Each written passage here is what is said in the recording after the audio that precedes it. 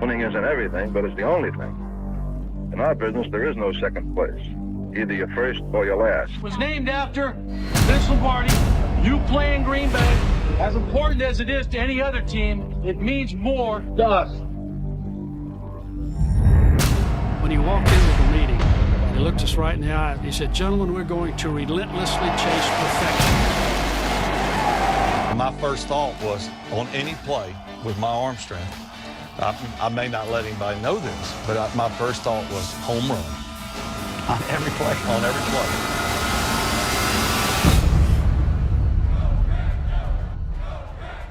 He did what?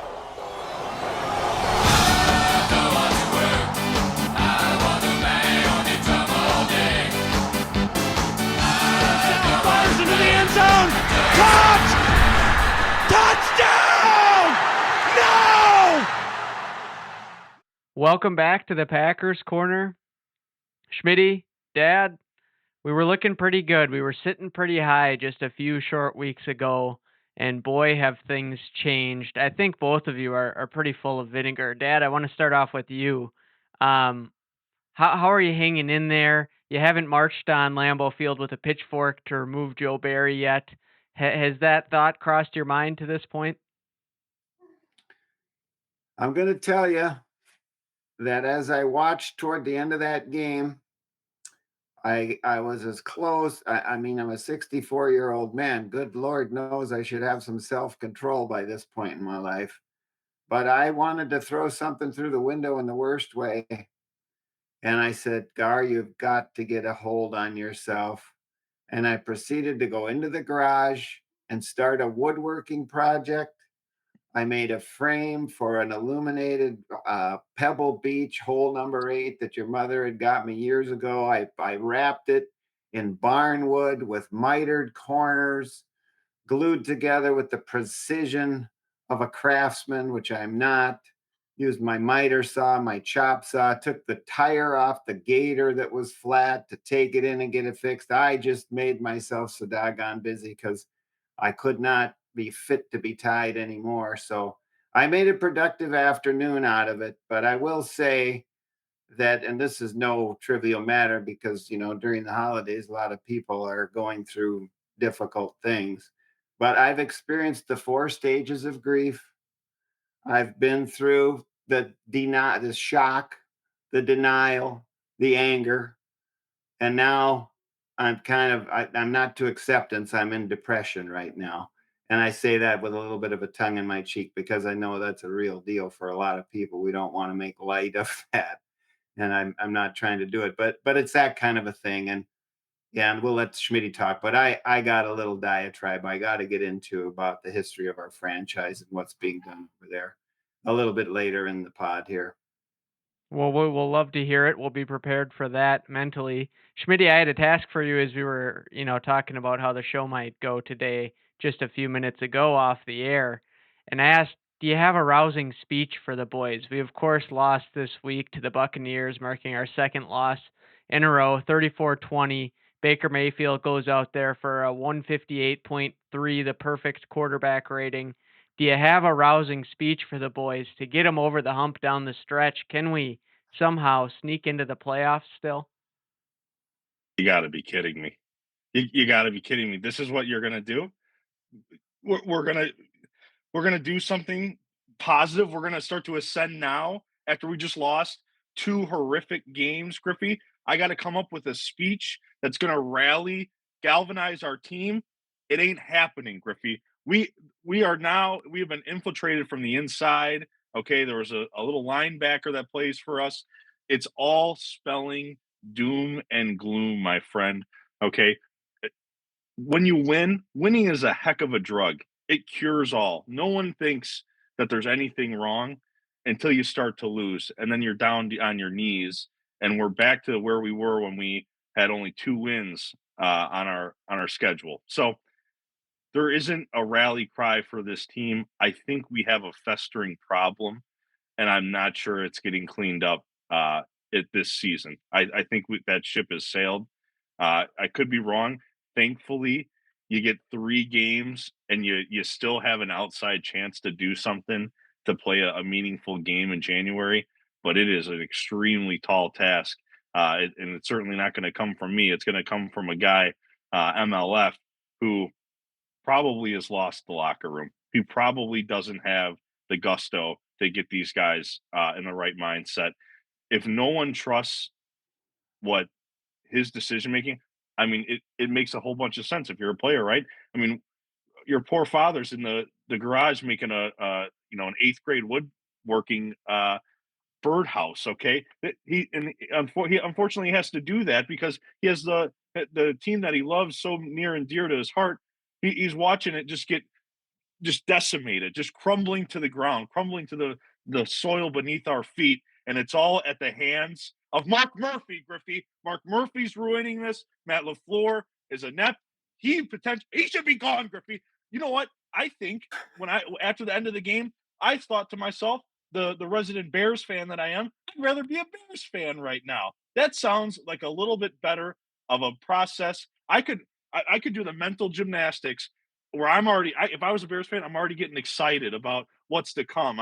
Things are looking up, ascending. Ascension for the monsters of the Midway. There's no rally cry for this team, Griffey. It's all over. Kiss your butt goodbye. This is all spent. Burn the Christmas tree. I'm so sad. Oh man, holy smokes! Well, I'm glad you didn't hold back on us there, Schmitty. It sure has been frustrating. There's no doubt about that. Dad, we saw more of the same from Joe Barry, right? He is. I was talking to your dad, Papa, of course, former friend of the podcast here. He made some great appearances last year. Maybe he's what it takes to rally the boys here. Yeah. But you know, that Joe Barry, he is not one to not give the things that he's trying their fair share of opportunity to not work. He is going to stick to it, and he stuck to it all day against Baker Mayfield. We saw a nice game from Jordan Love where he started to put things together and looked like he was maybe going to give the boys a chance. Dad, how is this guy still employed by the Green Bay Packers? Well, first of all, while Schmitty's burning down the Christmas tree, he can probably use that toaster that he was going to throw in the bathtub and just put it right under the tree and put a few needles in there and so he can kind of a Away we twofer, go. twofer. We can and then straight to the bathtub with it. Everything will be good. You know,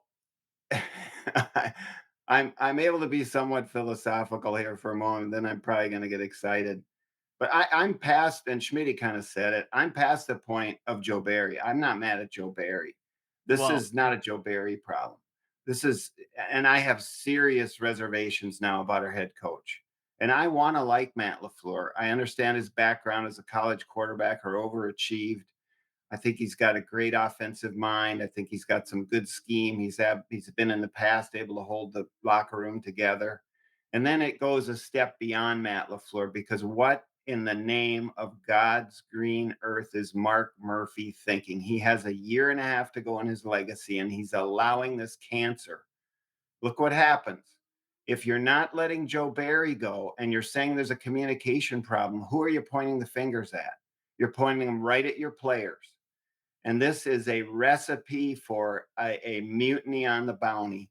And it sickens me. It sickens me to the core. Listen, Matt LaFleur comes out and justifies keeping Joe Barry because there was poor communication and we weren't lining up properly. There is a picture of us on 3rd and 4 with the score 27-20 with 8 minutes to go in the fourth quarter, a pivotal play. We stop him, get the ball. Jordan Love's been cooking all game. We just need to get him the ball.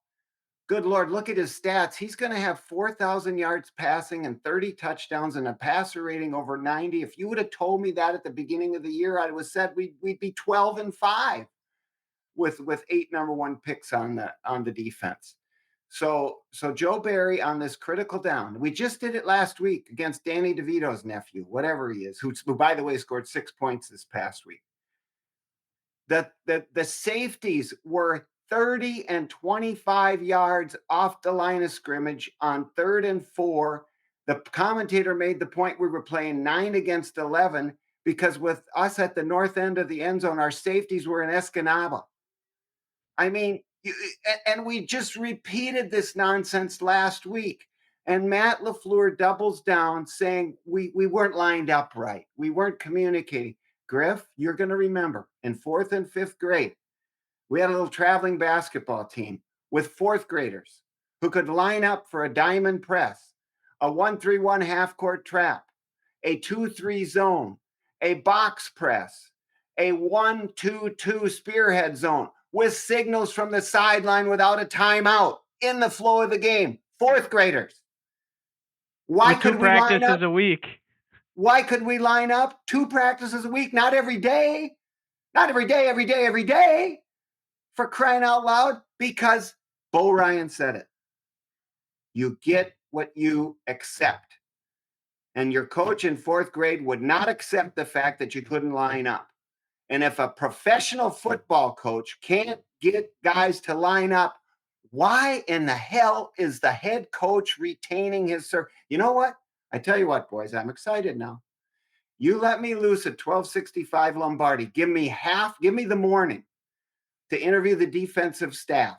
I will come up with a coordinator without a doubt who can lift the spirits of the team and take this thing over and actually give you hope that you might win the last 3 games. Right now, with this guy, Matt LaFleur, you're an idiot. You're blowing it.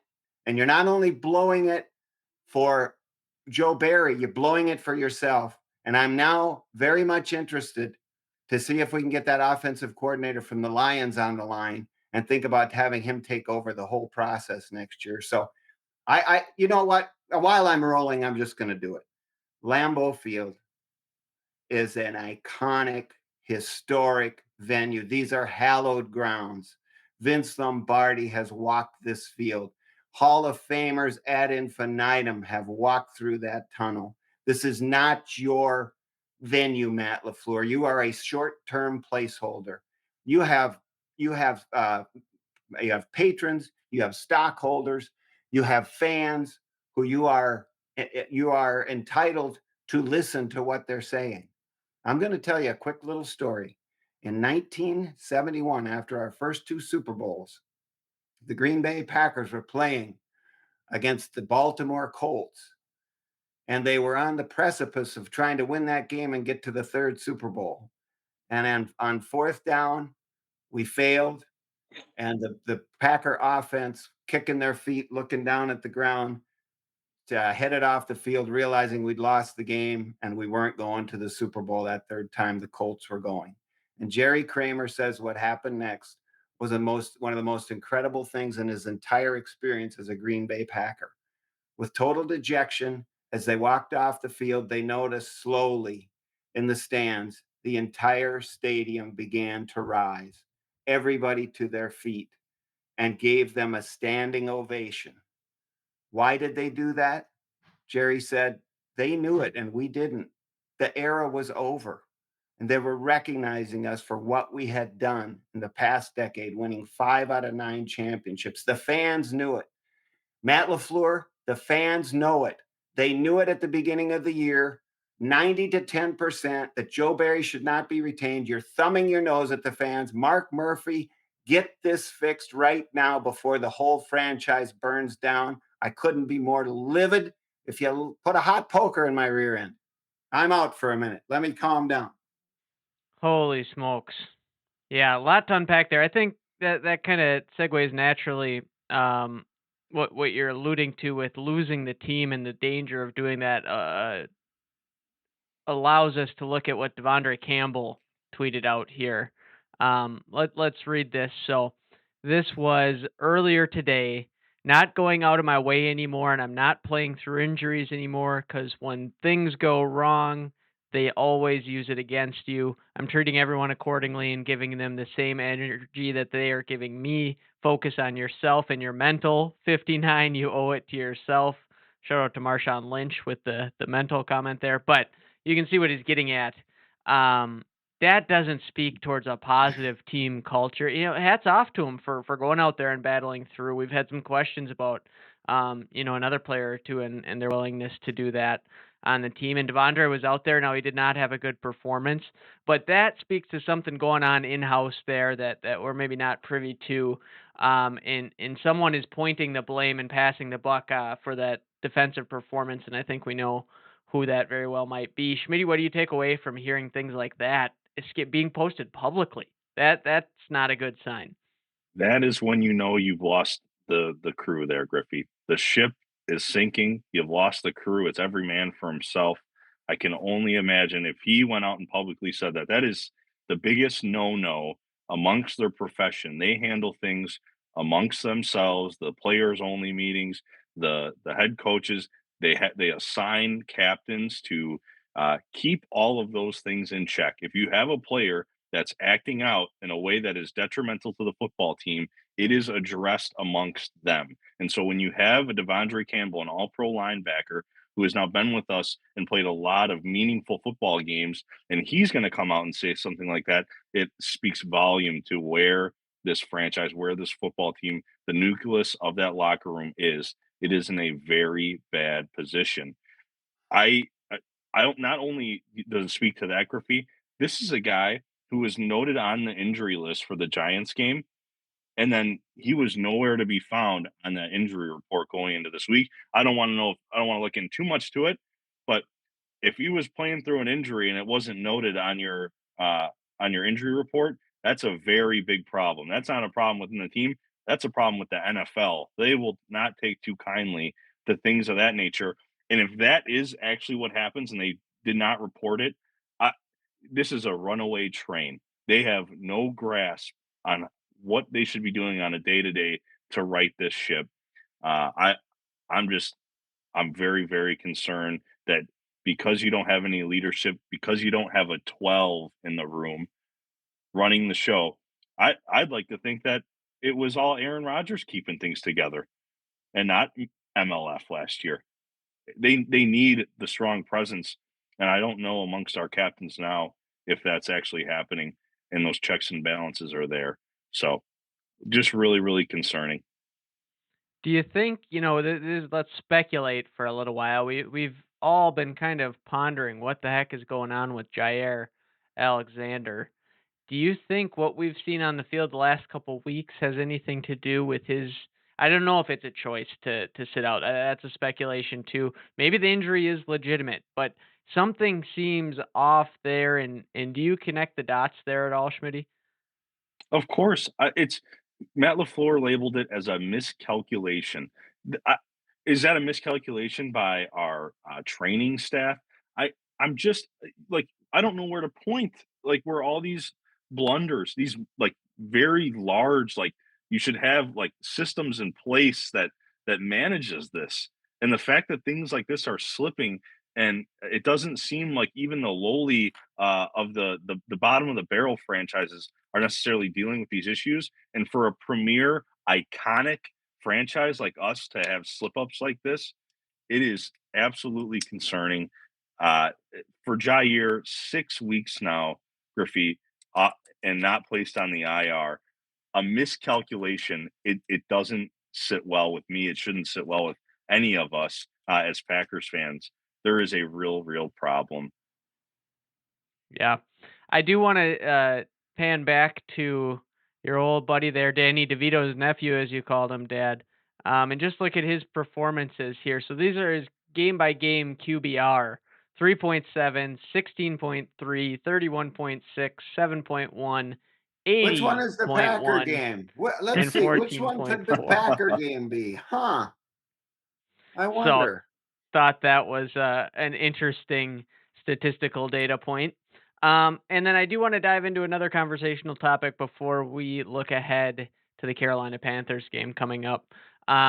Back to Jordan Love. We've been looking at this all season. And like I said, Dad, I talked to your father, Papa, today, and his critique of Jordan Love is that he thinks we need a guy that can dance around, extend the play, and create big plays down the field, airing it out, a la Brett Favre, a la Aaron Rodgers. And to some degree, I understand what he's talking about. That hasn't been Jordan Love's MO to extend the play a whole lot, and certainly not to throw it downfield 50, 60 yards. He has not done that particularly well. However, I was highly impressed with his ability to feel out the pocket, step up, roll out to his right, on the run, tight window. Jayden Reed was my point that I made to him. So we're not necessarily seeing things the same way, and he still said he just wants to see a little bit more football. But Dad, what do you say about the knock on Jordan Love at struggling to extend the play? Yeah, I mean, I'm gonna turn to the positive now here. I had my little tirade there, and because there's some positive here. I mean, if we had to completely gut the operation at the top, we've got to we've got the core and nucleus of a good team. And this is kind of the hunting shack coefficient that we talk about here for some of our good buddies at the hunting shack who maybe say they're not seeing enough with Jordan Love. That is so the least of our problems. You said it best a couple pods ago when you said, don't look where the ball is, look where it's going to be. Here's what the ball is. He's going to throw for 4,000 yards, 30 touchdowns, and have a passer rating over 90. He's got plenty of plays outside the pocket, like the one to Jayden Reed. That's not the only one. He has several of those this year. He's going to get better at the deep ball.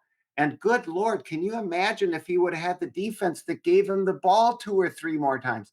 The Tampa Bay Buccaneers had a perfect passer rating, 158.3. They had 3 straight touchdown drives. So we didn't even get to possess the ball with a chance to make a difference in the game. I promise you, Jordan Reed would have got us right into a winning position if we would have stopped him on 3rd and 4 there when our safeties were in Escanaba.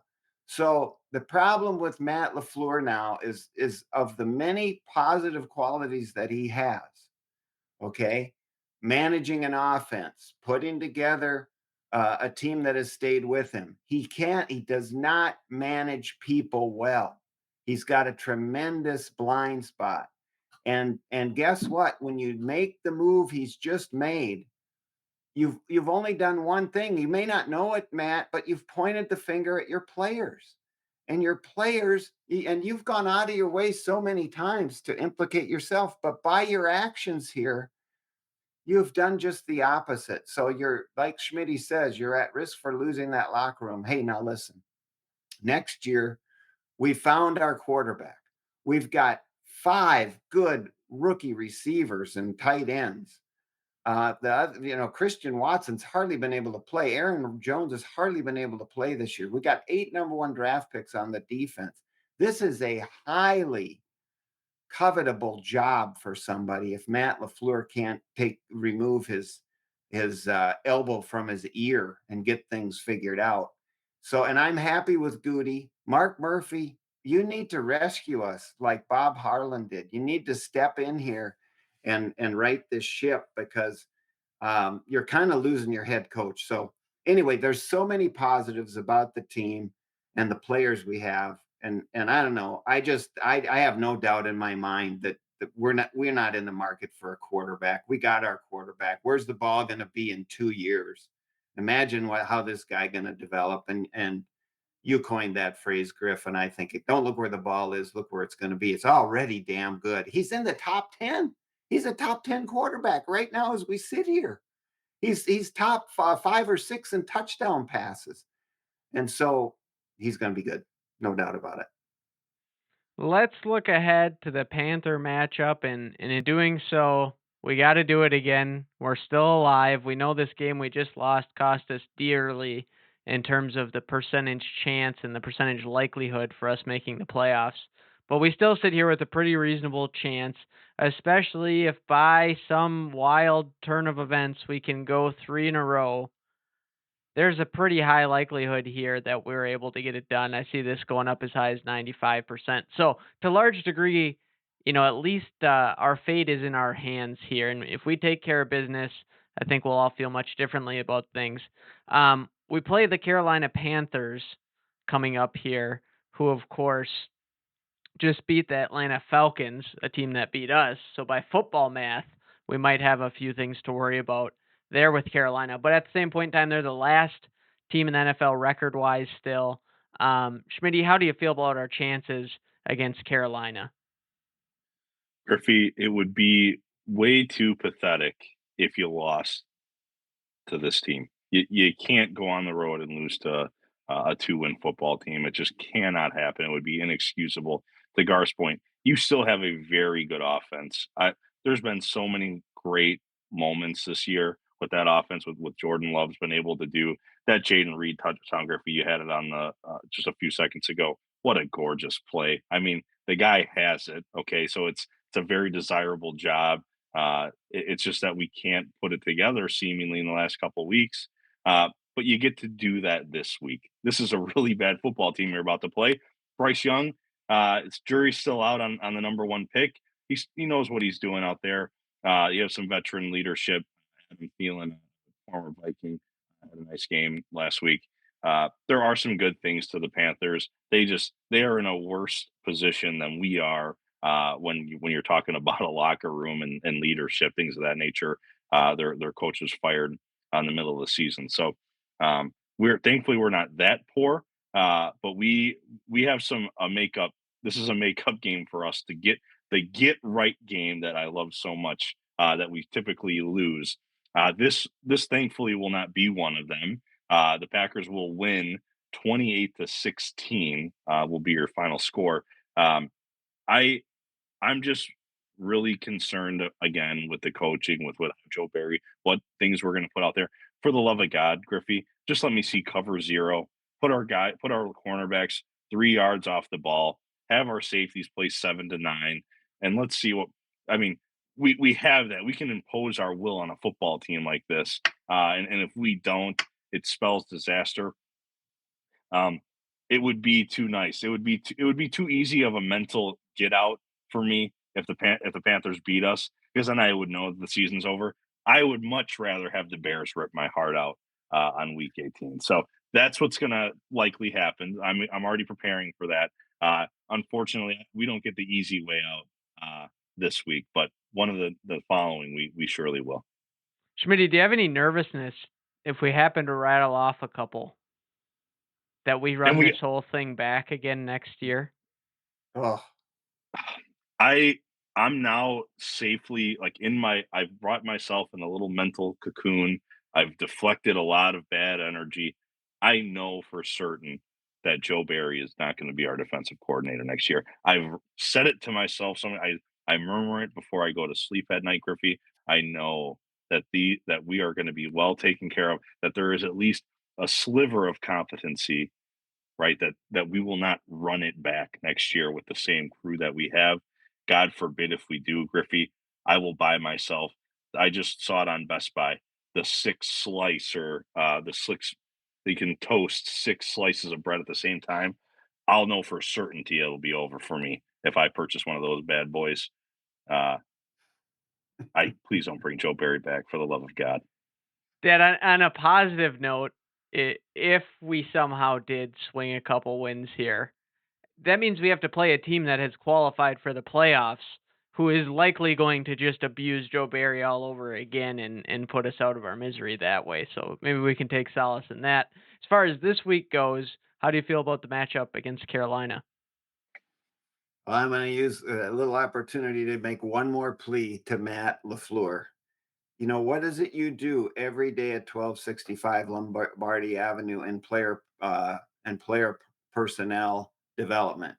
You let players come and go on almost a daily basis, certainly a weekly basis. You're letting people with families at Christmas go. Are you heartless? No. It's a tough business. It's a performance-based business. Let Joe Barry go. He's got a nice contract. We wish him well. We have no ill will for Joe Barry. Yeah, I mean, I hope he gets a nice position job somewhere. I hope he does well. I hope he has a good, really and truly, I do. But he's not a professional defensive coordinator in the National Football League. And so you've depressed me so much about the prospects of this team. I'm trying to put myself in the position of a player on the defensive side of the ball and how I get fired up to go play for this guy. With that said, I can't pick against the Packers, so I have to pick them. But if I could abstain, I would, on the grounds that we're not putting a serviceable coaching staff out there. So Come on, Mark Murphy, step in here, get this guy out of there. And you know what? I would have great hope for the prospects for these last 3 games because the players would love it. They would rise to that. So, Packers in this one, we'll take them one game at a time. Maybe somehow with De'Vondre Campbell stepping up, maybe Mark Murphy comes to his senses. Hey, you know what, Mark? Call Bob Harlan. Call him up. Ask him to come in. If you don't have the balls to get the job done, just take a little vacation, bring Bob Harlan in, and he'll rescue the organization again. Hallelujah. We have, this is the season of the Messiah. God bless us all. The Lord is coming to save us. Then now maybe Bob Harlan can come back and save the Packers in the spirit of the Christmas season. That's about enough for me for one night. The one thing that I have not been able to wrap my head around in the tenure of Joe Barry is our performance against some good football teams, namely the two we just saw here. We held Patrick Mahomes to 19 points. Last year, going back, the performance that I love so much was the one we had against a decent Vikings team in Justin Jefferson, absolutely shutting him down at Lambeau Field near the end of the season last year. Unfortunately, the Carolina Panthers are not a good football team, and we've seen how that's gone the last couple weeks. I hate to do it. Maybe this will encourage the boys, but I'm picking the Good. Carolina Panthers. The way you lose to the Panthers this week is by bringing Joe Barry back for another week. That decision needed to be made. The locker room's going. Tough to do, but I got to do it, boys. Hopefully I'm wrong, and then we can start talking about playoffs again next week. That would be the goal, right? But pleasure joining you as always. Maybe next week we'll join the pod and we'll have a new guy at the helm for the defense. Maybe next year a new guy at the helm for the whole organization. We'll have to tune in and see how it turns out. Any closing thoughts here for us, Schmitty? My dear Packers Corner listeners, please don't let this team ruin your Christmas. Okay, you're going to open gifts, you're going to eat cookies and have a roast beast on the table. Please, this is not our fight. Okay, maybe maybe get on X and shoot some shots off to the powers that be of the Matt Schneidmans of the world. Certainly, go ahead and do that. But this holiday season's all about family. You certainly don't need to let this putrid team dictate how you wake up on Monday morning. So enjoy that. Griffey, I got one name for you for a defensive coordinator. Maybe we can fly him in overnight. That's a Mr. Al Harris, D-backs coach of the Dallas Cowboys. Ooh, wouldn't that be nice? I'm Merry all for Christmas. it. I'm all for it. Dad, closing thoughts for us here? Well, I echo Schmitty's sentiments. It's the season of Christmas.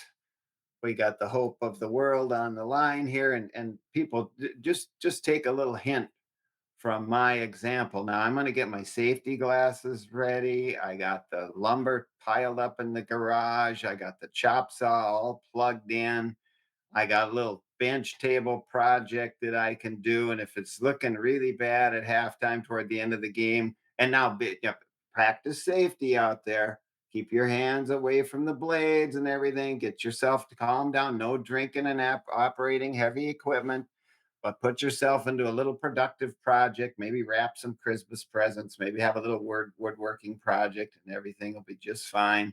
And we'll come back here and do it all over again after the game, and maybe things will look a little bit better. I hope so. But certainly, this was the week for a little angst, and I think we provided that for the faithful. Certainly provided, and there's a few more of the faithful out there. I see our numbers shot up pretty significantly after the Chiefs and Lions games, only to plummet mightily back down to earth after we saw what Tommy DeVito did to us. So I don't think this Buccaneers game obviously wasn't good for the Packers. Don't know if it'll be very good for the Packers corner, but sure a blast doing it with you guys. It's a long ways until April. So let's get another win to at least keep this thing alive. I can't fall into the cold abyss of winter this early. So hope you guys have a Merry Christmas, and we'll see you for the New Year's episode next time. Take care. Love you guys. Merry Christmas.